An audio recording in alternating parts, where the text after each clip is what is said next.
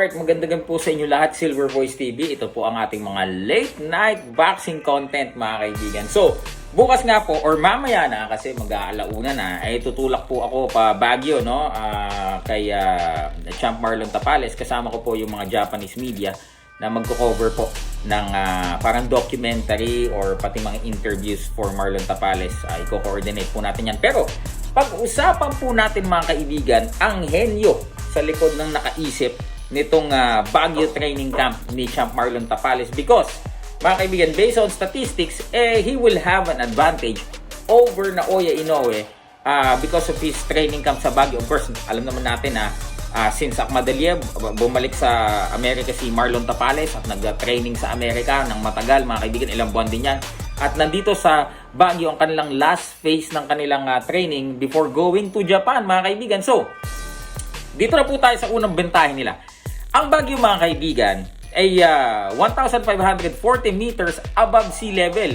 Yun po yung taas, yung sukat, yung taas po ng Baguio, mga kaibigan, yung elevation ng Baguio, kung saan advantage po to kay Marlon Tapales dahil mas mataas na altitude, mas manipis po ang hangin, mas masasanay po ang katawan natin na mas tolerable po yung pagod, mga kaibigan, o yung hininga natin, masasanay tayo ng manipis ang hangin. Siyempre, ano po ang katumbas niyan? Mas malakas po ang ating stamina. Example po niyan, bakit po yung mga fighters from the north, specifically dito sa Mountain Province, sa Baguio, malalakas ang resistensya?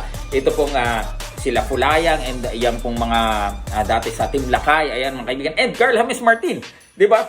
Malalakas ang kanilang stamina kasi nasanay sila na nandyan sila, mga kaibigan. So, mas mahaba po ang kanilang stamina compared sa elevation o sa altitude ng Tokyo, Japan, kung saan po gaganapin ang kanilang laban, kung saan meron lamang 40 meters above sea level. So, mga kaibigan, dito pa lamang sa training camp, lamang po yung Marlon Tapales. Punta naman po tayo dito sa temperature ng Baguio versus ng Tokyo, mga kaibigan. Sa ngayon po, mga kaibigan, ang temperatura ng Baguio is 15 degrees, mga kaibigan. Oh, malamig-lamig din. Parang mas malamig pa sa todong aircon natin dito sa Maynila, mga kaibigan. Pero, kapag naman sinilit natin ang Japan, mas malamig pala yung Japan, mga kaibigan. 9 degrees, mga kaibigan, 9 degrees lang. So, malamig, baka mag-winter na yata dyan sa Japan. Well, anyway, siyempre, yung mga kaunting diferensya ng lamig na yan, konti lang naman kung 15 sa Baguio at 9 sa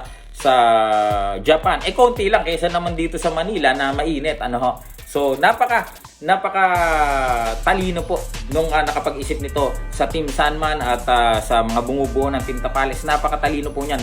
Bakit? Kasi po yung katawan natin, let's say, nasanay ka dito sa mainit na klima, then 10 days before the fight, tsaka ka lang lilipad na Japan, may sudden changes ng temperature. Ang mangyayari dyan, yung iba nagkakasipo, nagkakaubo, nagkakasakit. Ito po, sinasanay na yung katawan nila sa ganong sukat ng temperatura ng altitude, para po pagdating doon, mga kaibigan, yung katawan po ay konting adjustment na lamang ang mangyayari. Plus, hindi po magiging problema ang jet lag o yung time zone difference kasi magkalapit lamang po ang Pilipinas at sa Japan. Mga kaibigan, bibigyan po natin kayo ng update pagkatulak po natin sa Baguio mamaya po ng tanghali. Yun, mga kaibigan. So, excited na po ba lahat? Napakalapit na, mga kaibigan. December 26, Naoya Inoue versus Marlon Tapales for the undisputed Super Bantamweight Championship of the World.